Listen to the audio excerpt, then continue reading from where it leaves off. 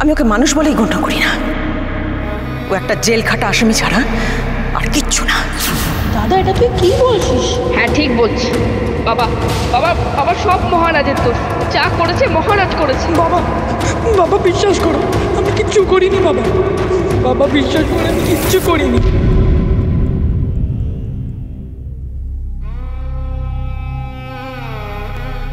তুমি আবার খাবার নিয়ে এলে কেন? খিদে নেই আমার। মহারাজ, ওবেলাতেও রাগ করে খেলি না, রাতে ফিরেও অশান্তি। কতক্ষণ না খেয়ে থাকবি রে? হ্যাঁ, এভাবে শরীর চলবে? আমার শরীরে সব সয়ে গেছে বাবা, আমার শরীরে সব সয়। মাঝে মাঝে মনে হয় যে এই শরীরটা না থাকলে ভালো। খবরদার খবরদার মহারাজ, একদম এসব কথা বলবি না তুই।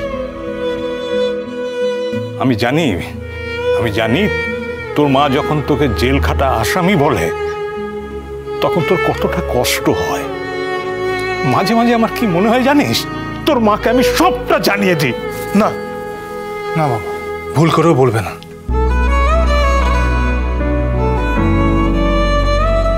এত ভালোবাসিস তুই তোর মাকে, আর তোর মা তোকে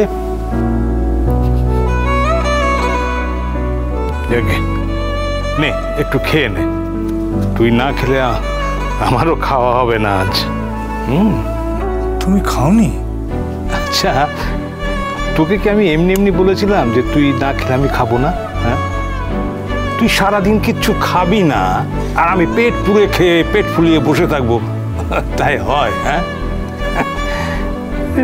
হাকর হাকর হাকর, একটু খেয়ে নে। হাকর।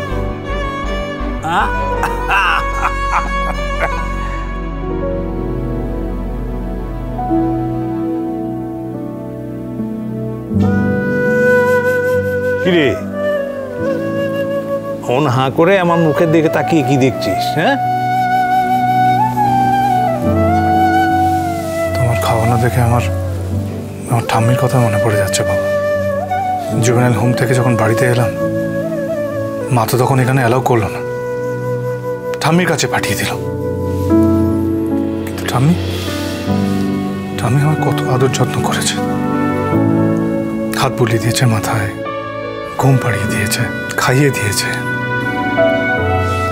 বাবা, ঠাম্মির কাছে যাবে?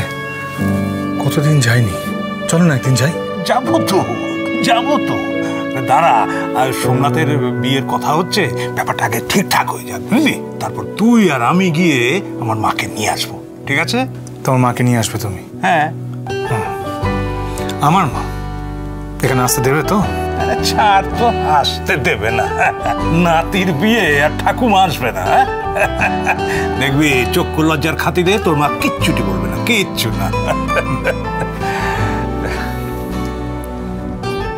আর হ্যাঁ, এই ছাইপাশগুলো খেয়ে নিজের জীবনটাকে নষ্ট করিস না রে মহারাজ। দাও, আমি খেয়ে নিচ্ছি, তুমি যাও। উড়ান সোম থেকে রবি প্রতিদিন রাত ৮টায় স্টার জলসায় ও ডিজনি প্লাস হটস্টারে।